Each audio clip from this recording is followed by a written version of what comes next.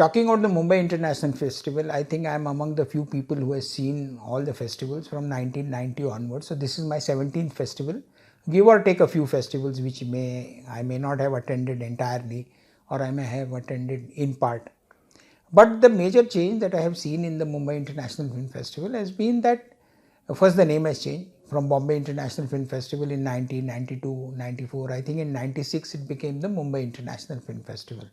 The festival has also grown hugely. Earlier there were only these three sections, the competition section, the information section, and then the Spectrum India, which was an imitative section of the Panorama. And the idea was to give films which were made in the previous 2 years, the preceding 2 years. So the festival was quite a small focused festival. Increasingly it added to the girth, and many more sections came in, country focus came in, and special packages came in, and the whole thing increased. From 2014-15 I have seen that they have added the master classes and the workshops, which I think is a good thing, because we do go to festivals to see movies. Yes, that is one aspect of the festival, you are seeing movies. But more important than seeing movies is talking to people, exchanging ideas, exchanging thoughts, exchanging the manner in which filmmaking takes place. Because I believe if you put in so much money, there is no real point in just going, watching films and coming back. More so in these days, now the festival has also become a hybrid festival.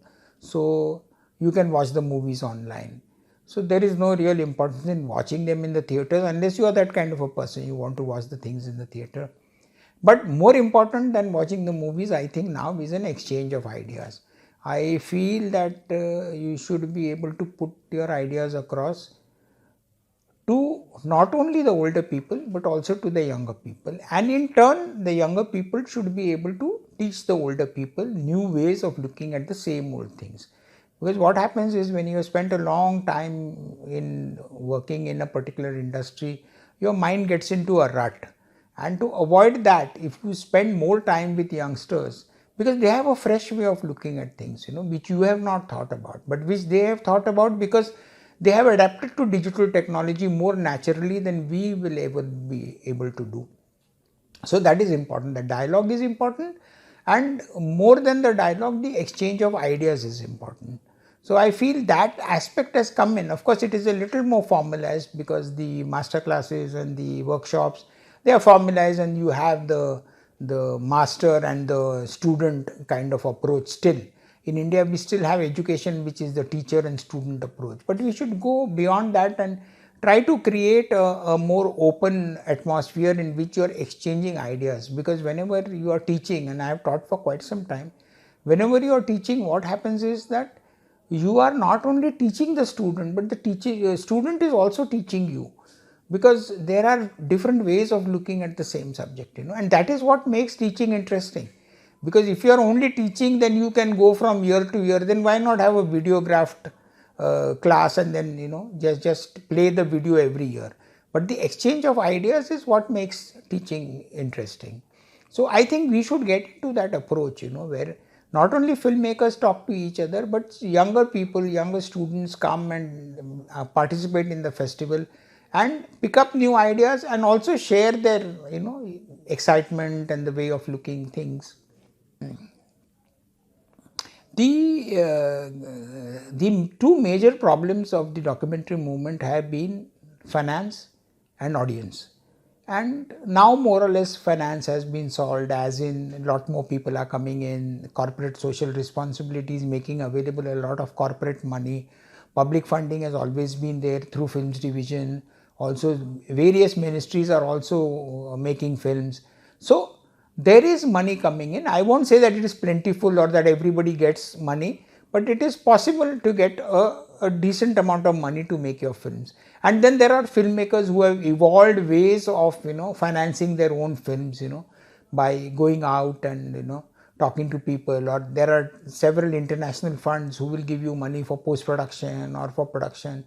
So financing, I believe, is largely taken care of. The crowd financing is another way of looking at it. But the problem that always remains is the problem of the audience. How to bring the audience. So when you go to earlier the government of India had that you must show so much of approved film to in the cinema hall. That I felt was a little problematic, because then everybody was waiting for the feature film to begin, and then documentary was not what they wanted. So a very stigmatized look came into the documentary. So documentary, because it was unwillingly and involuntarily pushed onto their heads, people began to look upon documentary as something which they did not want, and it was being shoved down their throats. Instead of that, we should have created a more logical way of putting the documentaries across to people who are really interested in watching the documentary for its own sake. Of course, it's an idealistic thing that you will be able to get an audience who will pay for the documentary. But the dream and the ideal should always be that people will pay money to see a documentary. And unless that happens, you're not really going to get an audience. Showing them in theaters, showing them in festivals is okay. You have got a captive audience. A certain number of people who have come here because they want to watch documentaries, they have come here. But if you can compete in the open market, and then it's a matter of choice, that I am surrounded by 5 theaters, they are showing feature films, but I want to see this documentary. I feel documentary has a great future in India. If you see, the reason why I am saying that documentary has a great future in India is primarily because if you look at the feature films today, like the minister mentioned the other day, Uri was appreciated.